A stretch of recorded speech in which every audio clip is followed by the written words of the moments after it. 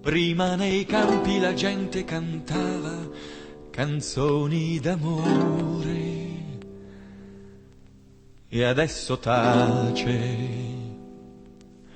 Ora da nebbie lontane è disceso il tedesco invasore, il più feroce e tenace per ammazzare gente tranquilla che vuole solo la pace. Abbassate pure condottieri tutti i ponti levatoi, voi chiamate in casa gli stranieri per scannarvi fra di voi, e chi paga siamo noi ogni volta che la patria mia chiama in casa lo straniero.